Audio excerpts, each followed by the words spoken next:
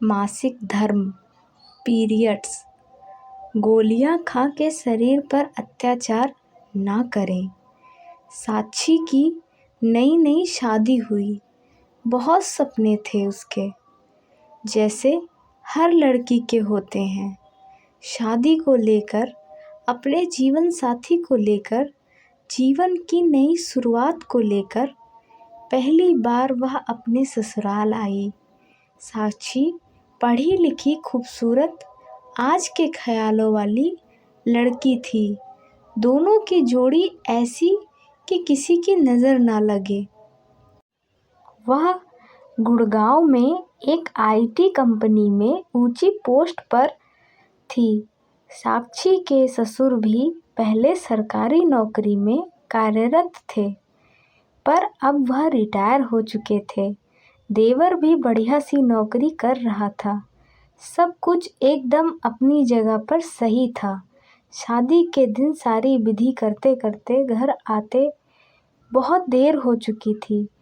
आते आते साक्षी की सास ने एक छोटी सी घर में पूजा विधि रखवाई थी। साक्षी की बहन ने उसकी सास को समझाने की बहुत कोशिश की कि सब लोग बहुत थक गए हैं, बाकी विधि दूसरे दिन कर लेंगे, पर वह सुनने के लिए तैयार नहीं थी।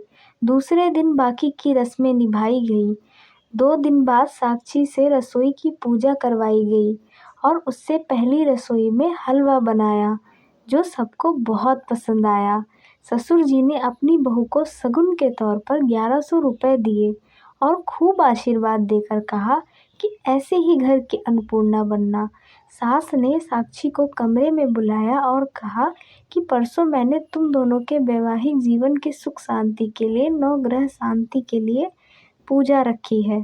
सुबह अंधेरे में उठ जाना, बाल धो के अच्छी सी नई साड़ी पहन लेना। साक्षी सब कुछ बड़े गौर से सुन रही थी। अचानक सास ने पूछा, अच्छा तुम्हारी तारीख कब है मासिक धर्म की? कहीं ऐसा ना हो कि मैं इतनी तैयारी करूं और तुम सब पर पानी फेर दो। साक्षी को यह बात सुनकर थोड़ा अजीब लगा, पर वह बोली, माँ जी अभी नहीं, 5-6 दिन हैं। तारीख को कोई गड़बड़ नहीं होंगे ना?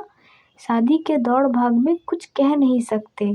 सास बोली, तो एक काम कर लेना, गोलियां खा लेना, ताकि पूजा में कोई विकर्म ना आए। साक्षी सर हिलाकर अपने कमरे में चली गई। पूजा विधि सब ठीक से हो गई। सभी रिश्तेदार अपने अपने घर लौट गए। सुमित की भी छुट्टियां खत्म होने वाली थी। वह अपने कमरे में आई और सुमित ने जोर जोर से साक्षी की तरफ खींचकर अपनी बाहों में ले लिया। उसके करीब आने की कोशिश कर रहा था। उतने में साक्षी बोली, सुमित मुझे तुमसे कुछ बात करनी है। पर सुमित कहा सुनने के लिए तैयार था। साक्षी ने कहा, सुमित प्लीज़ बात ज़रूरी है।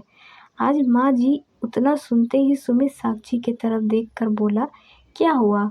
कुछ कहा क्या माँ ने?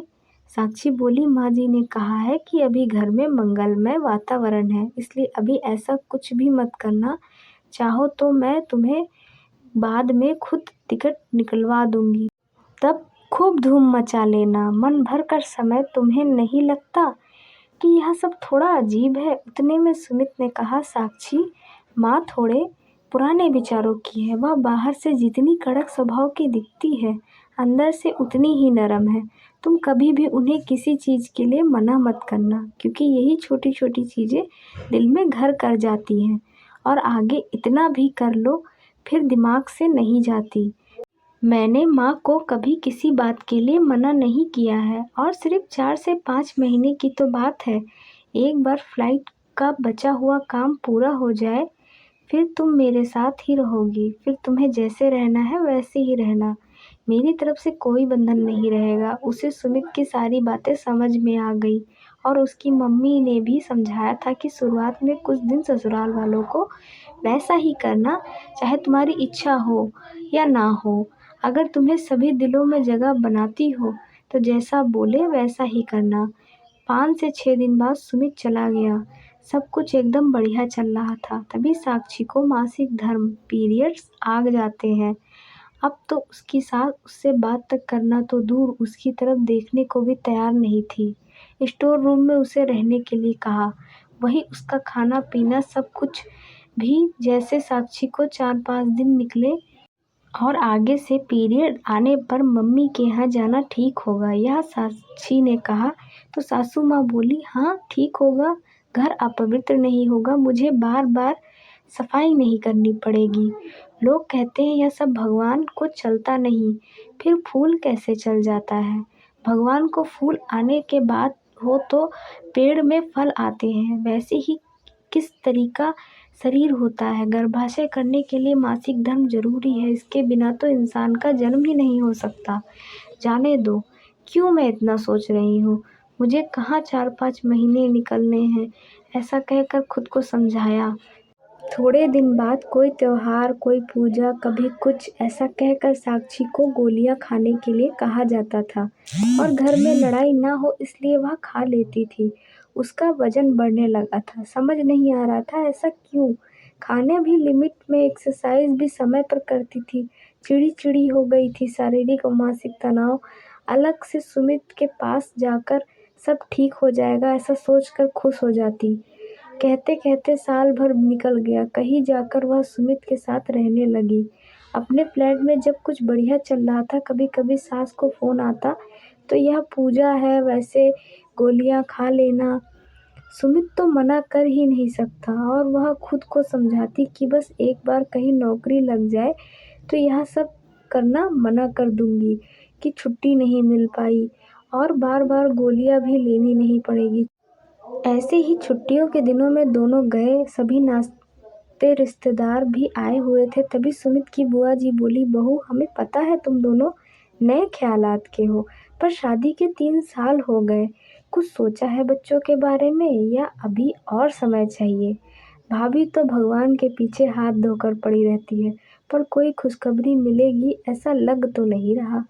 और सभी उनकी तरफ देखकर हंसने लगे, पर साक्षी को यह बात तीर की तरह चुभी। उसने कमरे में आकर सुमित से कहना शुरू किया कि सुमित बोला, चिंता क्यों करती हो, हमारी थोड़ी ना उम्र निकल गई है, घर जाकर अच्छे डॉक्टर को दिखाकर इलाज करवा लेंगे। 2 दिन बाद एक अच्छे डॉक्टर के पास गए। डॉक्टर ने बैठने के लिए कहा। उन्होंने डॉक्टर से पूरी बात बताई। तो डॉक्टर ने पूछा, साक्षी तुम ये बताओ, तुम्हें पीरियड्स में कोई प्रॉब्लम तो नहीं होती? साक्षी ने बताया कि ज़रूरत पड़ने पर पीरियड्स आगे होने के लिए गोलियां लेनी पड़ती है। डॉक्टर गुस्से में बोली, क्या फ़ायदा तुम्हारा पढ़ा लिखा होने का? तुम आजकल की लड़कियां अगर सिर दर्द का भी गोली लेती हो तो पहले उसके साइड इफ़ेक्ट्स के बारे में पता करती हो। और तुमने तो साक्षी, मैं तुमसे क्या कहूँ अब, तुम्हें थोड़ी भी कल्पना है यह गोलियां लेकर इनका तुम्हारे शरीर पर कितना बुरा असर होता है?